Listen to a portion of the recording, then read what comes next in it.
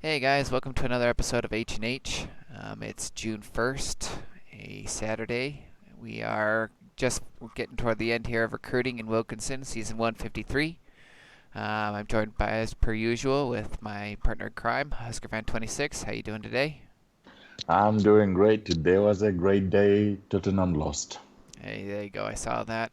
I didn't really have a dog in the fight, and I didn't really carry the way. It seemed like it was a pretty good game, though. But my Yankees are beating the Red Sox again, so I'm cool with that.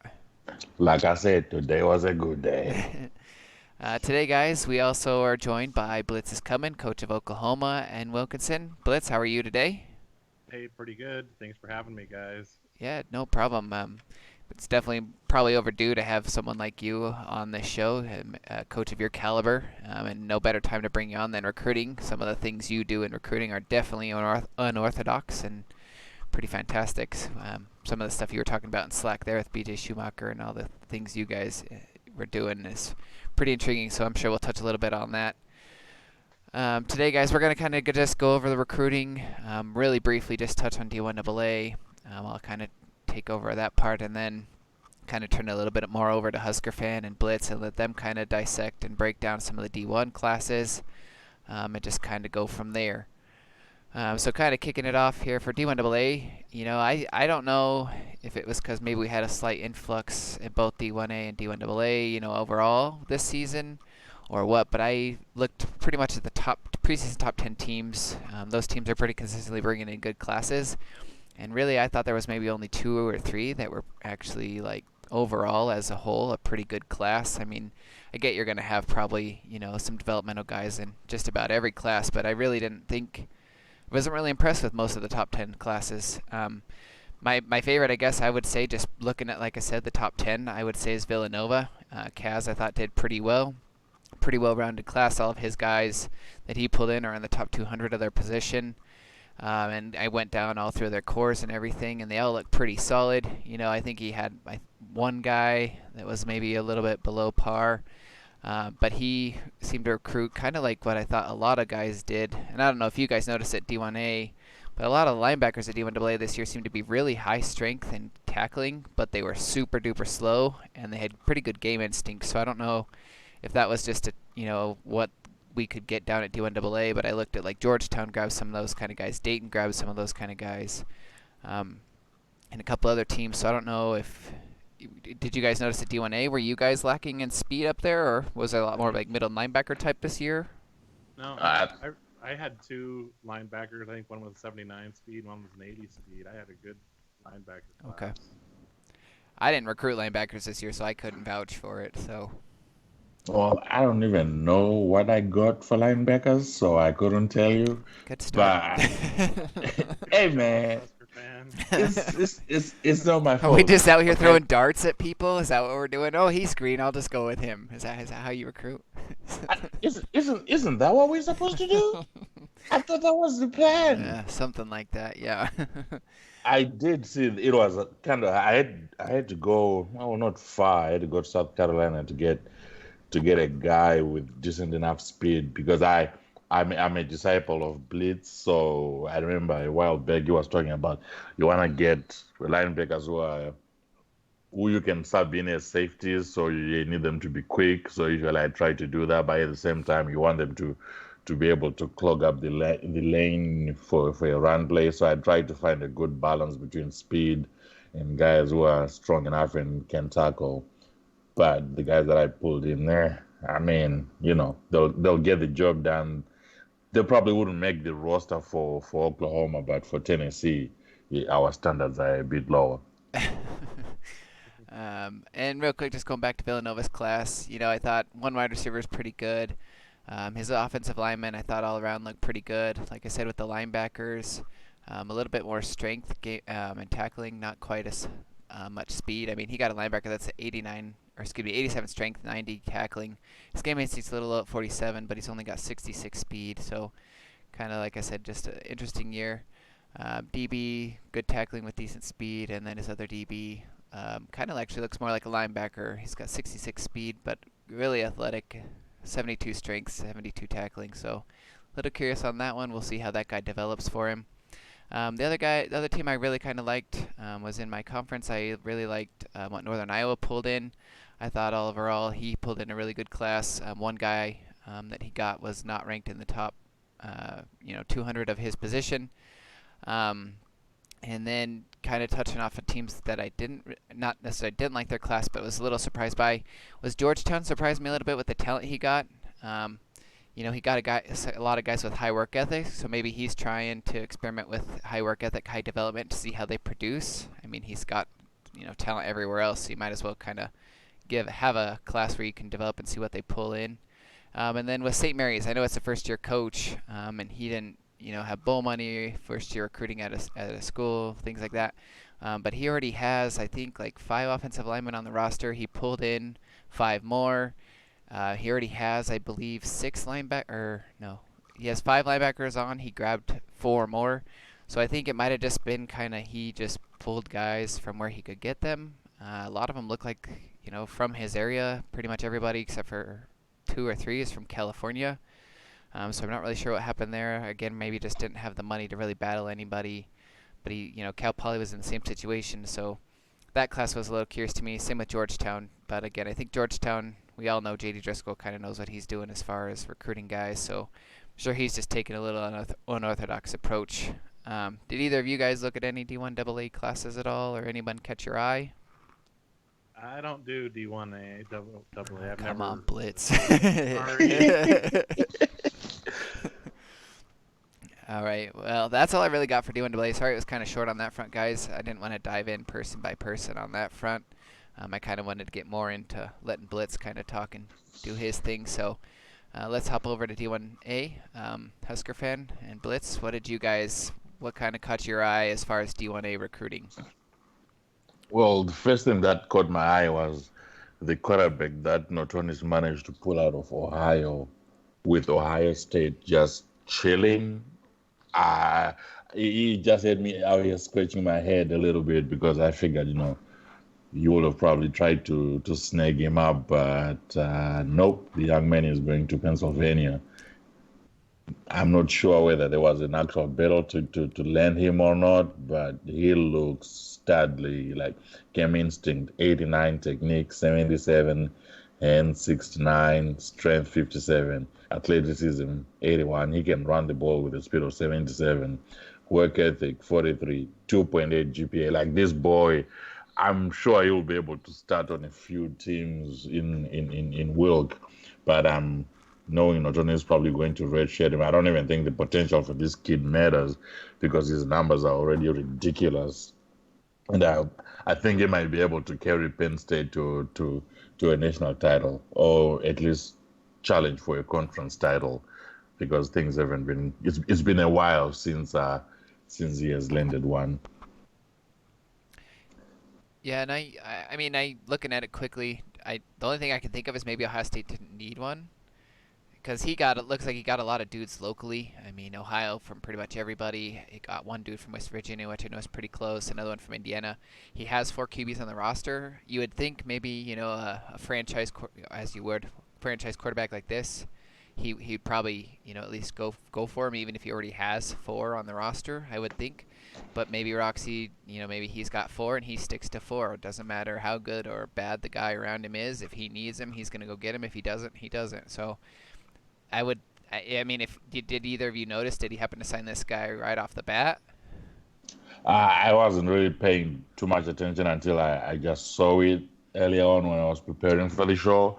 But I was just like, really? Like, even if he doesn't need an extra one on the roster, I would still think you'll try and land him and redshirt him and get him on the roster, because this now means he's going to face him for however long he's at Ohio State. So keep him out of the hands of the other guy by getting him yourself. I mean, I would think, but what do I know? I Well, haven't been and to a he national title. it looks like he didn't sign till yesterday, or excuse me, the 30th. So he did Yeah. take a full day to come in.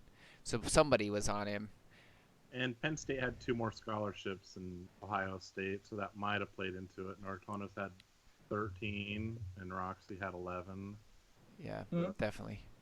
Yeah, so that's a $30,000 shift from Ohio State to Penn State, which could probably swing things his way in the battle, even if there's like maybe a distance disadvantage for Penn State of any sort. But the other thing too, I've just thinking about. I mean, everybody wants the big QB, but actually, Ohio State has been dominating Penn State through running the ball. So I mean, maybe he just didn't. I mean, obviously, everybody wants him, but he didn't really need him to continue his. Well, and he went and got the #1 running back instead, so he decided maybe go that route. So yeah, that's a good call. Really, really a little bit slower back, but everything else on that guy's really good. And if he develops even a little bit, that speed will be good enough. It won't matter. Yeah, because I'd love to have him on my team. Because I well, if I had him on my team, I would just waste him. So Come on now. I've had a quarterback like him. I think it was in Warner when I was at UConn, and I couldn't do anything with this guy. And then I was like, hey, I need some help. I don't even remember who I signed me. I was like, I need some help to try and exploit this guy, get the most out of him. And then they were like, well, you need to do A, B, C. I was like, oh, now you tell me. And after that, things sort of kind of turned around. But I wouldn't mind having him over in Tennessee. What do you think about this Oregon State class? I'm looking here, like Oregon State just killed it when you're looking at the top 200 recruits. I feel like I might be playing a different game from Oregon State because the class that they managed to pull in at Oregon State with Lions fan over at Washington, I'm surprised that Lions just let him do this all the way out there in the Northwest. It's a pretty impressive class, and this class is going to be a problem down the road. You have a quarterback who's Studley. Hopefully, he has enough potential to develop those numbers towards more the 80s. And looking at the wide receivers, he managed to get a wide receiver, Ingram, Roberts, 1, 2, and 5. 1 and 2, both in Oregon. So that was dead cheap for him. Went down to San Francisco, managed to pull a wide receiver. I don't know what Cal was doing, probably slipping at the wheel. Offensive line, he has been built up, should be a problem, should be able to open up holes down the road if he decides to run the ball. #1 D lineman from Idaho. I'm not sure what the coach at, I think there's a coach at Boise State. Not sure what he was doing. I think everybody else up there was sleeping at the wheel, and Oregon State just decided to step in and scoop up all the good talent up there. It's a pretty impressive class. Makes me look like I don't know what I'm doing. Well, it's crazy too because he had 23 scholarships to fill. So his senior class is strong enough that, like, I mean, it could throw him into the national championship talk here in 4 seasons. It's that strong. Yeah, I would have to agree with you on that one. And he is a good game plan. I faced him a few times in other worlds, so if he stays there long enough, it's going to be a problem in a few seasons. That's one to keep an eye on, especially if he decides to redshirt some of these guys. They will develop well, and then that senior class and then the junior class with the 3 redshirt guys. That might be enough to carry him into the mix for the national title, like you said. Yeah, those wide receivers are fantastic for sure. He got some pretty good offensive line. When you're needing 6 or 5 or whatever he grabbed there, you're gonna have a couple guys that aren't gonna be real great. But yeah, that's a great job by him, especially because he went to Iowa for a guy. He went to, I thought I saw Florida. It was a kicker, but he went clear down to Florida for a kicker. So I mean, he didn't necessarily. He got a lot of them pretty close, so that he lucked out that his big class also happened to produce a lot out of Washington, Oregon, and then I would assume most of those are Northern California. So he did kind of get that luck of the draw too, which I'm sure is a huge help. Mm-hmm. Yeah, definitely. Yeah, I would have been curious to know how much money Lions fan threw at most of those recruits. Washington only had 12 scholarships to fill, so he did have, some ammo, but not much. USC only had 10 scholarships, so he couldn't really do too much. But yeah, that's crazy good with Oregon Yeah, the State. the couple linemen you'd think they'd both have to be on. I'm sure they both were going to go for that D lineman out of Idaho. Portland, Oregon. That's pretty close to both. I would imagine that's probably was a pretty decent battle. He looks like he actually got a decent chunk of that class on the first day too. He's still pulled in a couple today. A couple of lower ranked guys were today, but he did get a vast majority of that class the first day too. So It's an impressive class. We might need him to write a maze explaining the way he went about pulling this class in, because I think this is going to be a top 25, top 10 type class with boosted by the high talent guys like the wide receivers that he managed to pull in, because those guys all top 25 for their position, which is impressive on its own. I have a question for you, Blitz. What's the potential for William Stevens, the linebacker you pulled in? Let me pull it up. I think he's just average. Really? Yep. just average. He doesn't really even need to grow. Because that kid, looking at his numbers 90 right game now, instinct, dude. No, he'll work just fine for me. He's already a 72 rated cornerback, so he'll be running with Jason Freeman's running backs for 4 seasons. I'm going to redshirt him, and then he should be the best linebacker for his junior and senior seasons. are you sure you'll be able to keep up with Jason Freeman's guys? Man, I'm trying, but that's why I've been going big on linebackers. That's the only way I really know how to slow him down. So last season I spent big, and this season I've got 2 good ones, and if that's my only chance, I've got a good secondary, and so we'll see. Because Jason Freeman, he is the master of getting every ounce of talent out of his running backs, as well as everything else. So all I can do is get linebackers to counter him. Who do you prefer facing, Jason Freeman or BK?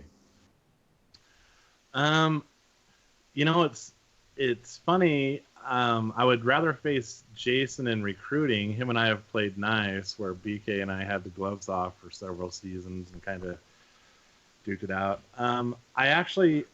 I might be different than most coaches. I actually love playing against the best. So I actually love playing Jason and Nortonas each season. I'm not playing Nortonas this year, but I've played both of them, 10 plus seasons in a row, and I just love just to see how my teams can do against the best. And I think those two are pretty much the best.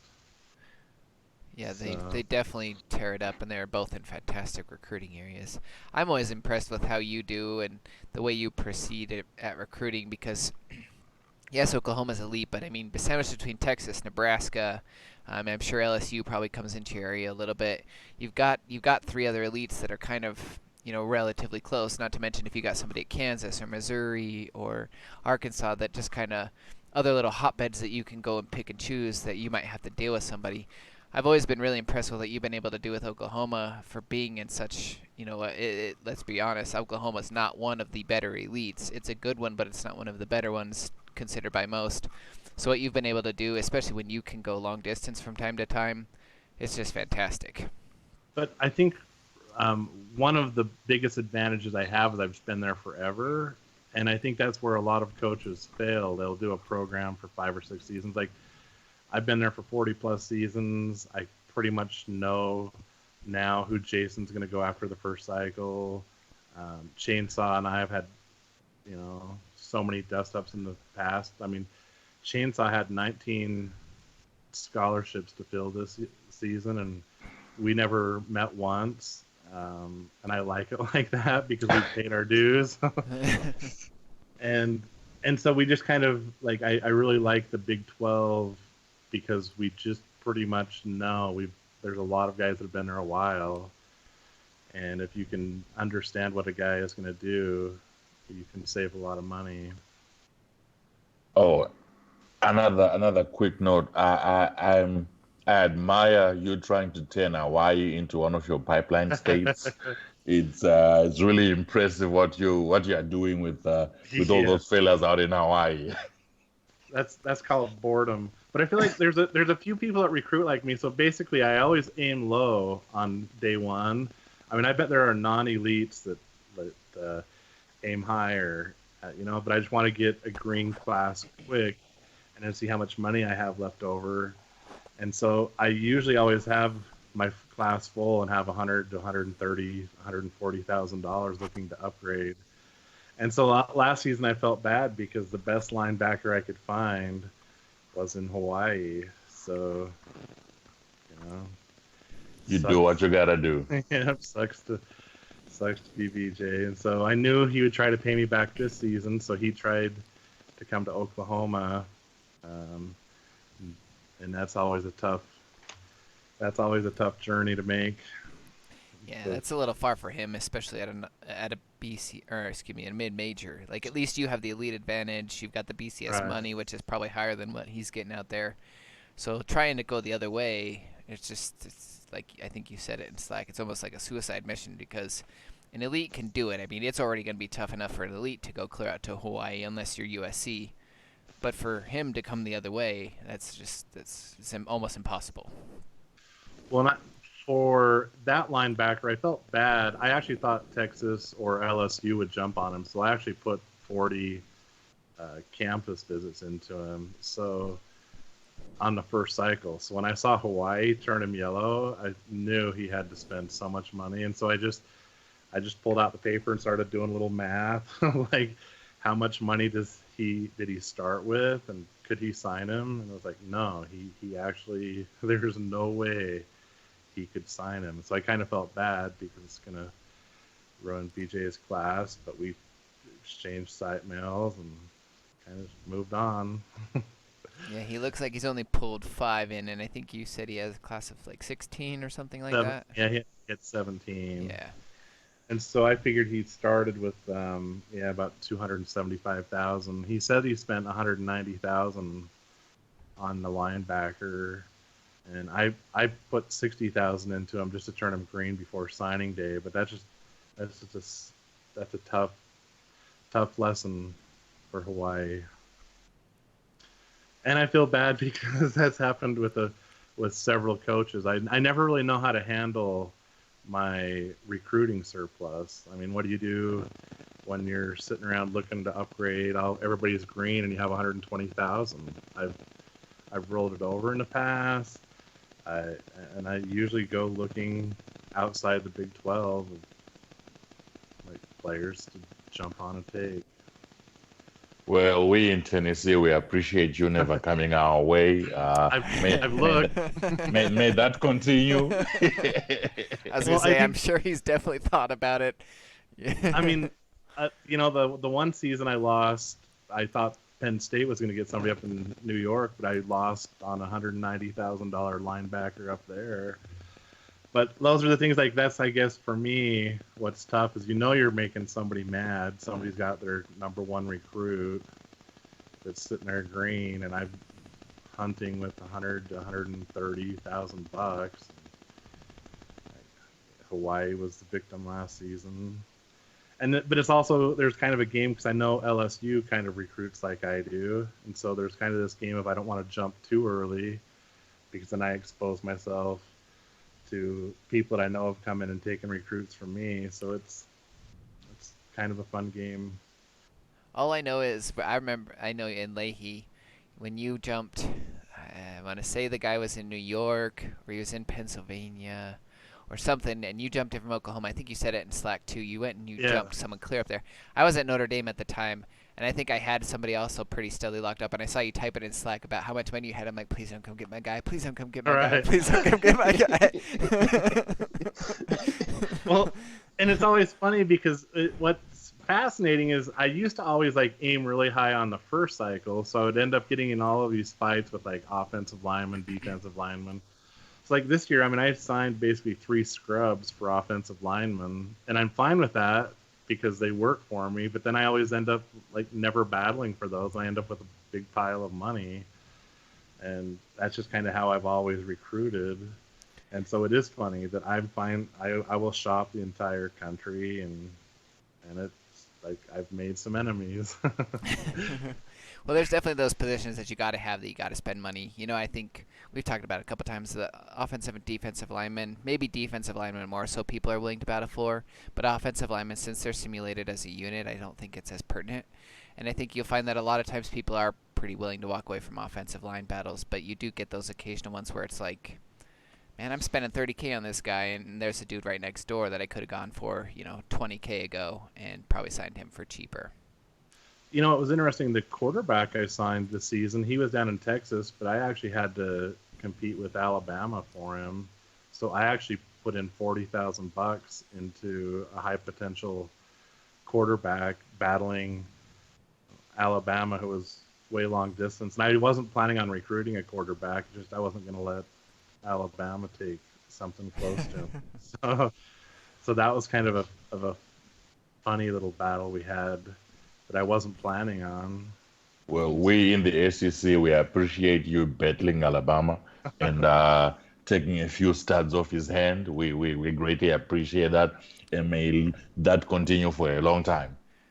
But it was also kind of shocking because I saw him on the quarterback, and so I just decided to scout him. Saw he was high potential, but I put money into him, and Alabama continued to put a little money into him. So I was actually kind of shocked that he was willing to spend money so far away once I had jumped in. But Well, he recruits nationally, more like someone who's at a D1AA type team or D2 team where he goes nationally, and I think he just picks who he wants and then right, goes after them and sees how things shake out at the end of the day, which is an interesting strategy because I think for the most part he still manages to fill all his classes and battle enough to the point where he still fills the classes with studly players, and then once they show up on campus, he puts them to good use, which is impressive. I know I love how Z32 recruits. I've always been fascinated by it because on the first cycle he can turn people green Mm-hmm. across the whole country. So I've always been fascinated on how does he do it? How many campus visits does he send? How many Right. phone calls does he send? Because like most of the time when I see him on a recruit, if I want to recruit and it's close to me, I'll just take him. And Alabama can't do anything because he's like so far away. But this time he put up a little fight with the quarterback, and he will play it like a D2 school. It's Kind of wondering if maybe he wasn't like somewhat invested enough at that point because it sounds like it wasn't right. a first cycle or two. Maybe he just was like, well, maybe Oklahoma scouted him or got in pretty cheap and was just getting a preliminary search, and so he maybe spent more thinking he'd just knock you back off. If that had Right. happened, he ended up going clear to Connecticut for his quarterback. It looks like. And he left a sim on there, and that was one of the reasons where because I think my original plan I was going to go after a running back, but I just didn't see anything I liked, and so when I saw him on a quarterback, and so I scouted him, and it was just kind of I'm just so curious to see how Z32 recruits. It's very unique. There's nobody like him. Well, and like Husker fan, he will battle. Like, cause I'm kind of with you too. I've been around Z32 several times, and if it's definitely you can kind of know if you're a little bit further away and you got the distance advantage. He's probably not going to spend too hard. But I moved to Penn State and he's at Ohio State, and there was a wide receiver at Pittsburgh, and I had to throw the kitchen sink at this guy just to get him off Z32, and I was surprised that I still had to spend that kind of money considering of you'd think how Z32 recruits you probably wouldn't be able to put up that kind of fight, but man, I had to throw a lot of money at that guy. Right. So that's where I've experimented because I mean I think he does things different on the first cycle, obviously, and so I'm just always curious on how few of his campus visits he sends because he will scout nationwide. He will get schools actually to consider him the first cycle, just turning yellow with multiple symptoms. He's very unique. I think we might need him to spill some secrets because at least to only a handful of us, we won't put this out there into the ether. So I always go the route just how I learned most of this on the game, just like try to reverse engineer it and see how. I mean, that was one of the reasons I jumped on the Hawaiian recruit last season. I was just trying to think like how many phone calls could I send, because I'm paying like $2,800 for a campus visit. Like, what would happen if I spent like $12,000 in phone calls to Hawaii? And so I mean, I think if I was to guess, I would think Z32 would spend some money on phone calls, and I don't know if he's promising starts and stuff like that on the first cycle, but he's doing something that the rest of us aren't doing on the first cycle to be able to have a national presence. Right, to get guys yellow for basically the minimum amount, which also makes me wonder, is that like a set standard? Because he's yellow. Like if you back when we had Yatzer, he'd have maybe like 15 scholarships, and he'd be on like 30 different dudes. So it's Yeah. like, does he have like, is there a set amount that everybody will automatically turn yellow, and then he can assess from there and battle from there? Like yeah, it's always intrigued me too, because I've, a lot of people, maybe you'll have a, two or three backups kind of a thing, or in your Right. primary position. But this guy, he's almost got like double his class yellow out the gate. And most of the time, coaches that do that, that they're in over their head and they're going to lose their entire class because they've spent too much on their first cycle. But that's never the case for Z32. So it's definitely working for him, and he's one of the best coaches out there. So it's just kind of interesting.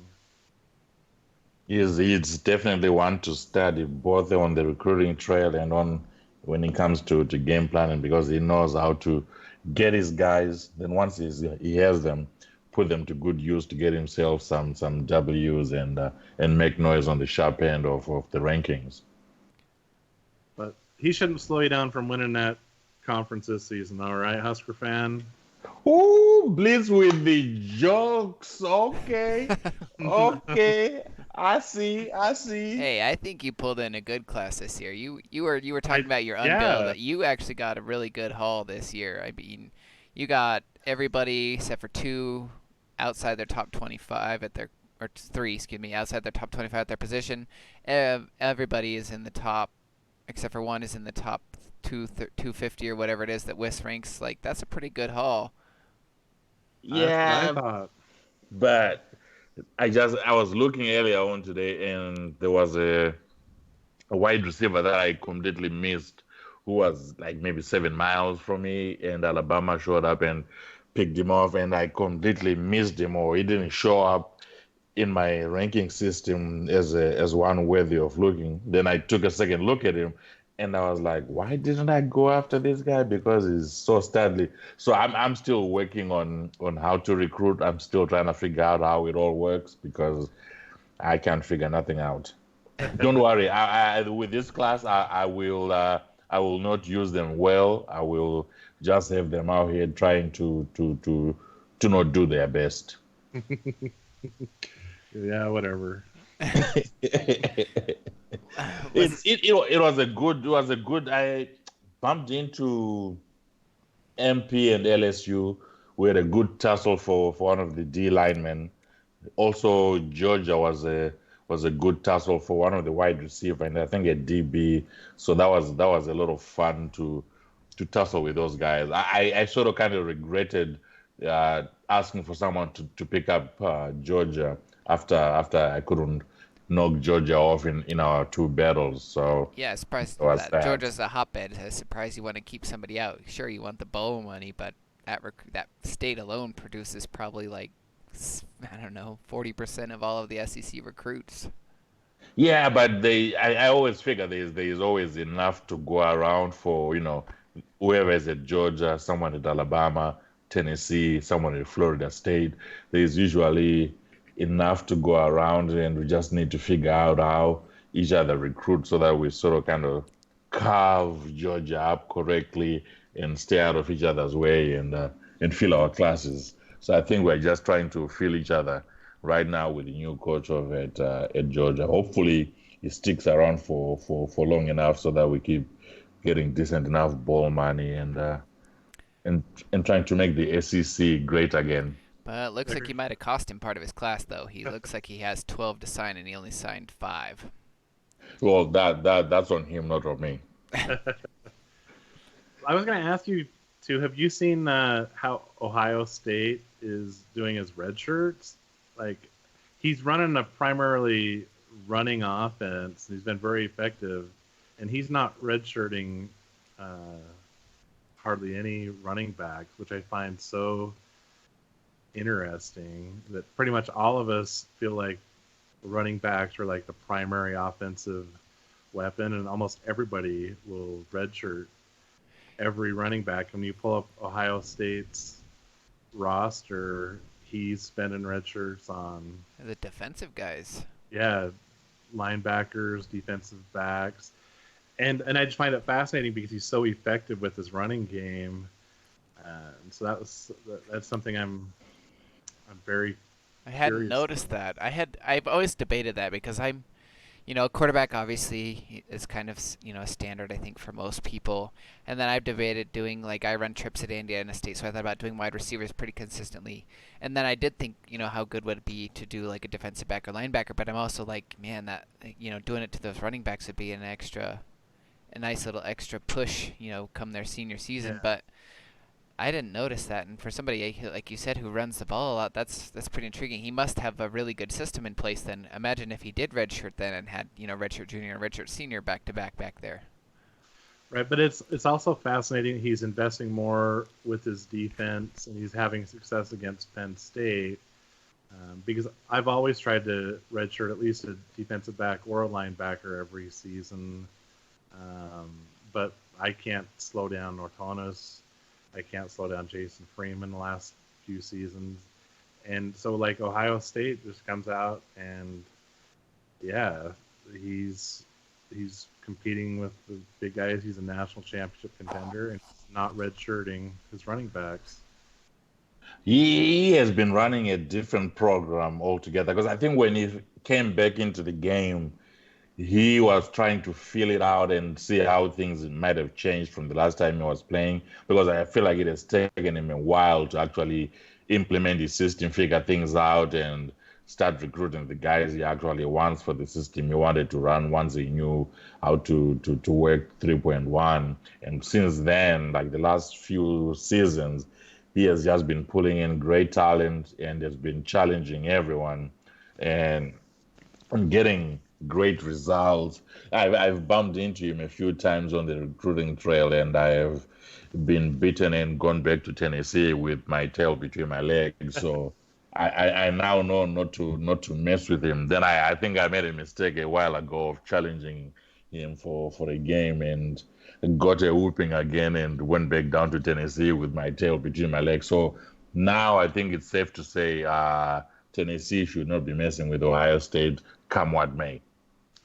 I know, and I haven't played him for several seasons. I need to challenge him just to see where my program is. I'm usually really good at stopping the run, but I'm just curious to see where I would stack up with Roxy right now. I wonder how him and Kensei are going to go at it, like how that rivalry is going to develop through the seasons, because both of them run fairly different offenses from everyone else. They are more run heavy, but then they are very potent when they run it. And every now and again they will throw in some throws just to keep the defense honest, which is great. But I wonder how that will go because Kensei has been running circles around people across the other worlds, and I think in a few seasons' time, you should have the Irish up and running and probably challenging a little bit more for the national title. And I'm curious to see what Crondon thinks of their run plays because I know he's a big believer in running the ball, even though recently he has been throwing it a little bit more than usual. I know. In fact, I hope Crondon listens to this because he really does need to go back to running the ball. He has one of the best running attacks out of anybody, and he's kind of strayed from that. And so we'll see how Crondon does, because right now, like the last two seasons when Ohio State and Penn State have played, I look at those box scores and I'm just amazed, because Ohio State can run 50, 60 times on Nortonis, and he's got just stacked defenses, and he's beating him, and it's pretty amazing. Yeah, I always find it weird.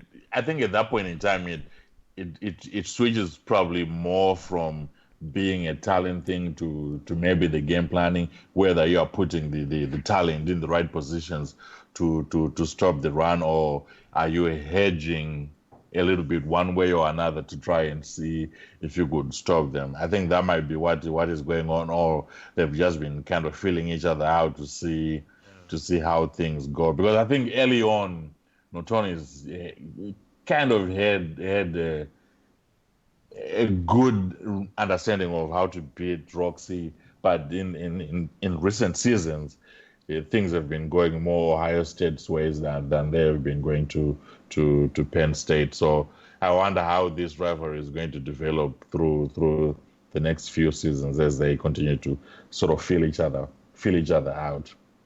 Yeah, that's one of my funnest rivalries. That's one of the box scores that I always look at and go through every play, is the Ohio State versus Penn State, because that's some good stuff. And just I know that I've failed so many times with Nortonis. I've tried so many different defensive schemes and offensive schemes, and I haven't been able to run the ball on him. And just to watch Roxy do it, it's like, all right. Now, between the two of them, would you like making it to the national title game?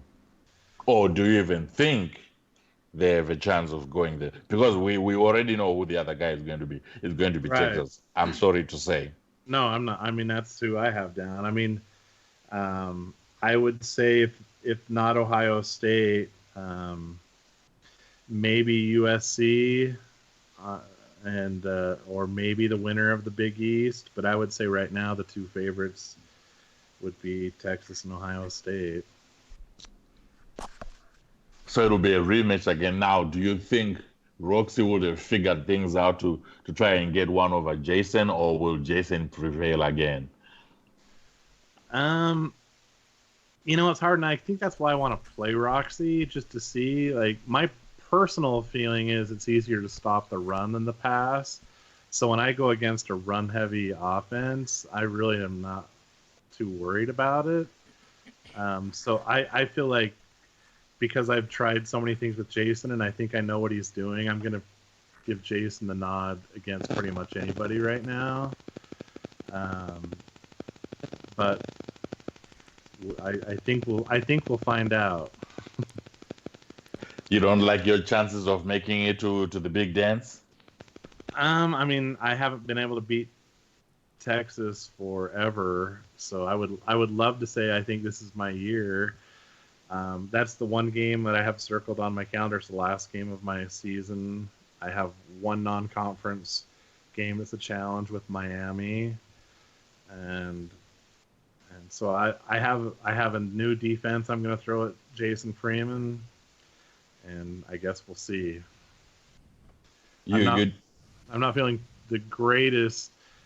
Last season I had a better defense, but I tried a dumb thing in the first half against Jason, and I'm still fairly pissed off about it. But that's one of the things that suck about being at Oklahoma is I pretty much, like, forever I've only really had two big games of the season. It would be my non-conference versus Nortonis and my conference versus Jason Freeman, and both of them have been owning me, and it's like, dang it. Because I always tried different things with them. I've played all sorts of crazy blitz schemes and throwing everybody on the line and crazy pass formations, trying to get cheap, easy touchdowns, and it has not been working out. Well, we all consider them experiments, and they're just collecting the data for now until you unleash whatever you'll come up with a few seasons down the road. But what I will say though is I'm getting very deep at linebacker and defensive back, and I've got a couple fun chess pieces at both positions that I can move around, and so I I always am optimistic. Every season I go in thinking I've got a game plan that can beat Jason. I'm getting like doing what I think I can do, and then he beats me pretty bad. I'm curious. Like everybody else. Do you use like a the game analyzer, or do you do like even pen and paper, or read the advanced box score? Like No. how do you dissect somebody? So, with Jason and Nortonus, I actually in seasons past I actually kept a spreadsheet because I have a few different offensive formations and a few different defensive formations. I actually track their performance just on those two, and it's just seeing if I can exploit some things. And so I usually just look at the box score, and I know that if my formations have worked or not. That's fair enough. Which is fairly sad because the last several seasons I look and it's like, dang it, because in the seasons past when they were working, and I've been able to have them work on both of them, it's like, oh, I could just see the score and now like, oh, those formations when I go through the box score and see where I'm scoring or where I'm holding them on points, that my ideas were working, and not so much. So we'll see. Well, they're both fantastic game planners, and they both have obviously a lot of talent. So I mean, for every adjustment you're making, they're probably sitting over there making the exact same thing. Jason Freeman, I don't hear a whole lot from Nortonus, but Jason Freeman tracks a lot of data too. He has I'm sure spreadsheets and his own kind of thing that he's doing. So you guys that keep track of things for a long time, it's probably hard to game plan against one another because y'all are tracking everything so much that he's adjusting for what he saw, but you're adjusting for what you saw, and they may not necessarily mesh every time. Well, and I still laugh because the last time I beat Jason, it's been, I don't know, 6 or 7 seasons. Maybe it hasn't been long, but I remember he was actually joking with me because I scored my touchdowns on just cheap ways. Like, I basically beat him with all of my trickery stuff of, like, bombs to wide receivers, quarterback scrambles. My defenses, I had some crazy cornerback blitzes that were stopping him on third down rushes, and just like everything worked, but I still only beat him by a couple points. And then lately it's just been the usual slaughter that he does to everybody else. Dang it. You know who I'm excited to see how they get on in the Big 12? Nitros and the Aggies. I know he made a game out of it versus me, and it was shocking. I think I only beat him by 3 or 4 points, and I was messing around. I ran an offense where I basically threw it deep or long to a tight end or a running back, almost every pass play, and I beat up a lot of coaches last season doing that, and Nitros. James wasn't having any of that. He made it a game. So it'll be fun for me just to game plan with him as his talent increases. I think this year he's going to struggle with the senior sim class, but he's going to... When he hung with Texas even for a half, I know like there was the comment, Jason wasn't worried about it. He figured the sim would kind of help him out in the second half and balance things out the way it should have been. And I do think it ended up opening up. But, I mean, he hung with Texas for a half. He kept it close with you. Obviously, he's been really good and dominant at D1AA. So I think that division between you three, once Nortonus gets rolling, as long as y'all continue to recruit at the caliber you're recruiting, I think that division is going to be hands down the best in Wilkinson D1A. And it's going to be fun. And Nitrous is an excellent recruiter. One of the things I always do being in a Big 12 forever is I look to see who's going to end up losing their class to Texas, and Nitrous isn't going to do that. But Houston this year, they tried to danced with Texas, lost. I think Crondon's gonna. He had a really small He class, only but had he three lost. guys. I was looking at that when you guys were talking about him. Like, he had three. We have some crazy class breakups in the Big 12. That's what makes it so fun. There's always guys that have small classes and always guys that have huge classes. So every season there's a new guy that you kind of have to be careful about. So it makes for very interesting recruiting. Well, Nitros is going to do a better job. He's not going to be losing a lot of classes to Texas because he's not a bonehead like I was when I was over with the Aggies, and I used to go up against BK every single season and lose out, and then come back the following season and guess what? Do it again. I know, and you spent a lot of money versus Texas. I would always look at that and go, man, Husker fan is like one of the most stubborn recruiters I know.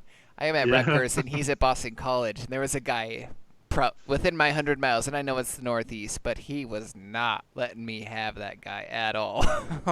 Well, how are you just going to show up 2 seasons in and you want to battle for a guy with a guy who has been here longer than you? There's a seniority and a level of respect that is expected. Yeah, I got some sims because of it. I battled for an offensive lineman further than I should have. what what I think is crazy with the Big 12 right now. I mean, I think Jason Freeman is a perfect neighbor. Like, he's very consistent with his recruiting. He's not out to ruin people's classes. And Nitros is a great recruiter. I'm I'm kind of in my own little zone, like where I'm not fighting with Chainsaw anymore. I'm not like there's no scores I'm trying to even with Texas. So it's kind of good right now that we've got a pretty decent recruiting atmosphere. I mean, Crondon's had some tough losses versus me, but um, he's still doing great. Because I think you guys, was it 3 seasons ago that in Slack when Texas Tech tried to jump all of my recruits? Oh yeah, that does sound like Kron. He was mad because, like, I mean, there were a couple really good recruits I just had to take from him. I had money, but he was mad. So one season, one cycle, I had all my guys green, and the next cycle they were all yellow, and so he tried, and so I kind of felt bad because I think he ended up taking a bunch of sims because I didn't let him have any of those. But other than that, there hasn't been a lot of drama in Big 12 recruiting. Um, we'll see if that holds. But usually it's the drama of like Houston or guys from the north showing up and Well, trying to you've had a Texas. pretty consistent conference for a while, other than Genovar. I think is new, and V Howard switched, so he's not really new, but it's a new team. I think other than that, you guys have held pretty consistent for last 3 or 4 plus for most of you seasons, I think. So that helps. And I used to. Well, I've had Oklahoma in other worlds, and just having the same coach at LSU forever helps too, because Arkansas is an area where LSU and Oklahoma overlap a lot, and LSU will, go into Texas a lot. So just understanding how MP recruits and having him be there forever also really helps that atmosphere. So I really think somebody else could show up at Baylor and do very well. Man, I thought about it, but I've been at Baylor and Heisman, and the coach at Texas it completely ruined it for me. Like, he would apparently it sounds a little different the way that Jason Freeman recruits, but that guy would almost go out of his way to recruit and stop me from getting guys. Like, I had a guy that I was going to lock up, and he's like, "Oh, I saw you had 18, but I knew I couldn't let you get this guy." He let Notre Dame come down to Texas and go get a defensive lineman that was close to Texas Tech that was Sim. He let Notre Dame come down and get him and stop me from going and getting a guy that was near us. So Baylor's kind of tarnished for me just from that sense, but I have thought about going into the Big 12 because in real life that's kind of the conference I have the most Right. attachment to, being both a Texas and Nebraska fan. But Baylor, it's got such a stigma for me now. We were No, traumatized. Yes. I think it would be fun to get the Big 12 bowl. I mean, it's fun having the bowl money, obviously, but I think it's fun when the elite coaches get it. Like we know that like the other schools have to survive, and Jason is a great neighbor, and I just think Baylor would be fun to get somebody going and get more coaches in the north. Maybe give me 2 seasons. There you I'm go. on 2 seasons contract with Indiana State, and we'll see where we're going after that. I gotta ask you though, Blitz. You had talked about one point maybe kind of backing away from, I don't know if it's GD as a whole. I don't know if you're in other worlds anymore, or backing out of Wilkinson. Are you still considering that? And if you're considering staying, is there any chance you move out of Oklahoma if like another elite opens up? Um, so I was gonna leave a couple months ago because I have a busy summer, but I decided not. I'm out of every other world. I only am doing Wilkinson, and I'll my goal originally was to leave Oklahoma, take some time off, then come back and either I want to do Texas Tech again or Indiana, and try to see if I can win a championship for one of those two schools. But I don't know. We'll see. I was really close. I wasn't going to re-up a couple seasons ago at Oklahoma, but I had enough reward points to get another season, and so we'll kind of see. Like I enjoy Oklahoma, but if I was to leave, I would probably just go try to take on a total rebuild in a BCS conference versus an elite and see if I can do it again. You would stick BCS. You wouldn't try to pull a Macbeth and try to win a No, mid-major. I really don't. I really don't like that. One of my biggest regrets in Bryant, I had Texas Tech. BK beat me in the conference championship on a Hail Mary last play to knock me out of the national championship. So I'm still kind of hot about that because I had a national championship contender in Bryant, Rockney at Texas A&M, and I think I could build a championship contender at Texas Tech here. Or there's also, I just feel like Indiana would be fun to go against. The big boys where you've got three elites with the division. So we'll see. I don't know how close that is. I thought it was.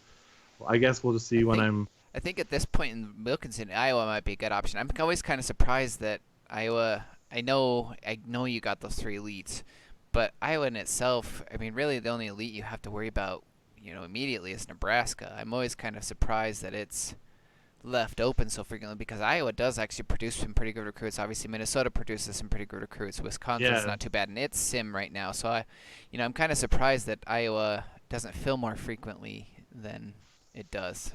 that's how I am, and I'm kind of at the point in my GD career where I've been in so many worlds and I've tried so many different things. So I've had my fill of the Big East. I enjoyed it. I've I had Michigan forever. I've had Southern schools. I've had Florida and FSU. And so, like, I guess I'm just kind of mad in Wilkinson. The only two elites I've applied for were Texas when Jason got it, and Penn State when Nortonis got it. And those were the only two I've ever applied for to leave Oklahoma. So I have a feeling I'll just leave it because those are the only two I would probably apply for, or maybe USC. But I doubt Easy is going to be leaving anytime soon. So I'll just probably leave sometime in the next few months, take a break, and then come back and figure out What's which open at that point? BCS. I've done my best coaching when I've been at Texas Tech and Texas A&M. I just feel like if you can recruit from those schools and if you can build a non-conference schedule with those schools and use your conference elites to strengthen your schedule. I just feel like it's a really good way to learn, and it's a challenge. You know what? I think I have the perfect school for you, Blitz. It's it needs a coach, perfect situation, perfect scenario. Yeah. Wake Forest. You already have three human coaches in North Carolina, and I'm right next door. Then you show up at Wake Forest. I mean, come on. There we go. Perfect. Perfect. Because these guys in North Carolina, I was looking to see if they bumped heads or if they managed to pull decent enough talent. Duke, decent running back, slowish wide receiver, but he has good hands, good elusiveness. NC State, who I think might be the elder statesman in North Carolina, decent tight end, D lineman, DB. Not sure how many guys he needed because he only had managed to sign only a handful of guys. And then UNC with I think that's Schooley, decent running backs, great linebacker in Lott, and Serrano, the DB, good enough to even be on my roster. Which I don't know if that's a good thing or a bad thing, considering it's Tennessee. Saying a guy who's 36 DB for North Carolina is good enough for them, but that's neither here nor there. In my book, I think he's a decent guy. Now imagine if you were there going at it with these three guys. I would pay money to see those Royal Rumble battles That, for recruits. that would be fun. I would I would I would consider that. I think that's the thing. Like for me, like I would want some sort of a challenge. Like I wouldn't even have to. It's not like to win a conference championship or national championship, just to see if I could like just show up and get me a little niche there and build something. That was my appeal with Indiana. I had it just for a couple seasons in Lehigh, and I was like, man, this is the ultimate challenge. I think you just need to come back to DNAA and see if you can win the playoffs. That's where it's at. I haven't been a fan of I've never really stayed in D1AA in any world. I don't know. Fair enough. That's for whatever reason right now. I don't know what it is, but the playoff system is kind of the only thing I'm finding satisfaction in right now. Like, it's not that I don't know that I'm necessarily bored with the game or anything, but the satisfaction of knowing you continuously are beating, more or less 5 straight humans to win a national championship is where I'm really enjoying it right now. So that's going to be kind of my hindrance for Indiana State. But I have my eye on D1A every year. I've actually picked out already a couple BCS and a couple mid-majors that I may move to in the near future, like I said. So we'll kind of see where things go. But I think at D1AA, I think it'd be fun to see you translate your success from D1A to D1AA. I know, and I'm trying to remember. True Devil and we had the Roy Batty account. We were in D2. Oh yeah, that's right. For a few seasons, and I can't remember what school we went to. Dayton, right? You were at Dayton and Was Charleston Southern or something. Yeah, I can't remember, and it was just hard for me to really have any, really maintain any attention, and so I feel bad. I'm kind of just ruined in D1. That's fair enough. That's where I kind of find myself with most of my time. I do enjoy the BCS schools, the elites, that kind of thing, but I'm enjoying Indiana State, and so, it gives me a little variety, switch it up a little bit from the bowl system and whatnot. So I did want to chat for a second just about we had a conversation in Slack earlier today, just concerning depth charts and fatigue settings and stuff. And I just wanted to spend a minute or two where it's sometimes easier to just to talk rather than to type. Because I've had a lot of site mails over. People will always ask me, what linebacker do I blitz from, and how do I do my depth charts, because I've written a couple different articles, and so maybe with a couple minutes just chatting about this, I could help a couple people in the Slack world. And so when I'm doing my when I'm assigning my depth charts and just kind of designing my game plans, my playbooks, one of the things I look at is I just always ask myself for my studs, like how many what percentage of plays can these guys play? Like, can my running back play more than like 65, 70%? And the answer is always no. So I actually will spend a lot of my time in my playbooks and depth charts figuring out plays of taking my studs out and have it not affect the team. Because I think the conversation in the Slack app was like, in the playoffs, do you just have you play your studs nonstop until they go down to 60%? And I've just always kind of approached it as, if you have the best linebacker in the game, he still has to rest at least 25% of the time. So I would rather design a game plan where I can actually have him sit in the least amount of ways that it can hurt me. And That's fair enough. Yeah, because that conversation was pretty interesting, and I do think a lot of people are misguided by that a little bit as far as not knowing when necessarily to put in backups. I think everyone always assumes, the blowouts, that's kind of obvious, but I mean, it's even, you talk to Nitros and he'll even tell you he's got plays specifically designed within his main playbooks where he oh yeah, doesn't want his starters in there at all. right. And I mean, that's how I am. Well, how I learned it is I played a lot of Hardball Dynasty beforehand, and I would just know, like, my studs can only get 500 at bats a season, and there's like 650 to go around. So I just built a plan for those other 150. So I know that right now, anytime I'm looking through a box score, I never look at like at the beginning of a drive, but like I look through every third down to make sure my best offensive and defensive players are on the field, and everything in the red zone.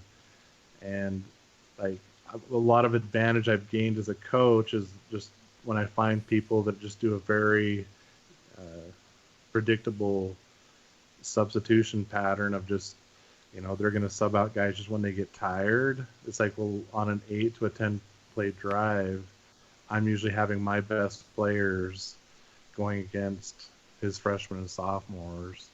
And so, but to do that, you've got to start with so on my running plays, I have like my young quarterback, I have my young wide receivers, I have the youngest tight end that are in there. On some pass plays, if there are only going to be 3 main receivers, I will have the 4th that I won't even try to throw to, but he can be a young guy, but just try to devise that. And it's pretty easy to do on offense. It's a little bit more challenging on defense of how to take out your studs and, be competitive against Jason and Nortonis. But I mean, that's kind of what we're all doing. Like, your studs can't play 100%, so you have to figure out.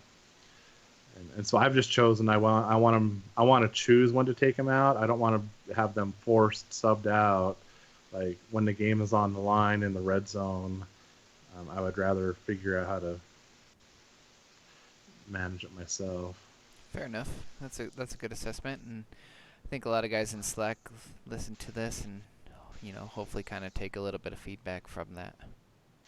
Yeah, that was costly for me in Heisman a while ago when I was at Georgia going up against, I think it was LSU in a conference title game. It was someone in a big game I think it was like within the red zone, starting quarterback got subbed out. Young guy came in, threw a pick, and that was the end of the game because I was driving for the win, and that was it. And I've had to make some adjustments, do something similar to what you are talking about, Blitz. being the one who's in charge of who's on the field and who's off the field.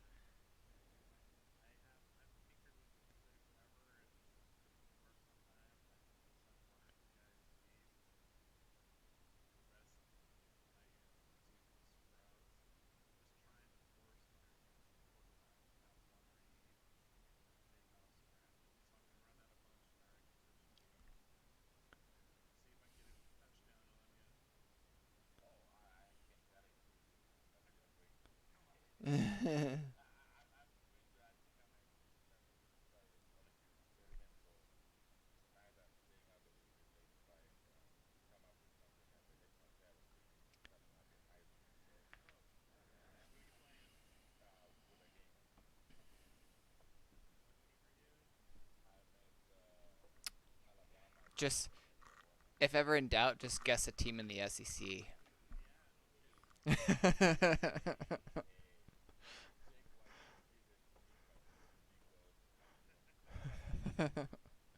Fair enough.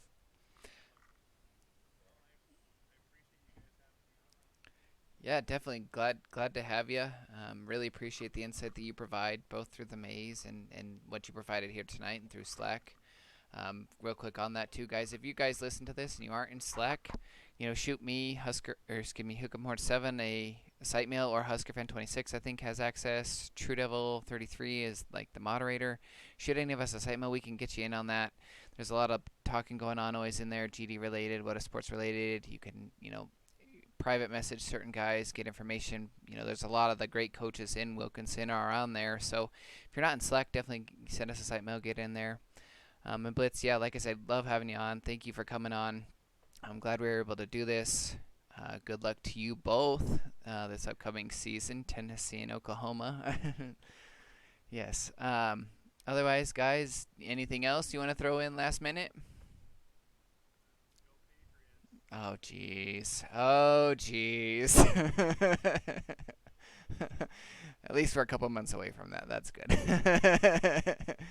All right, guys. Well, thanks for listening to us. And you guys all have a great evening. Good luck this season.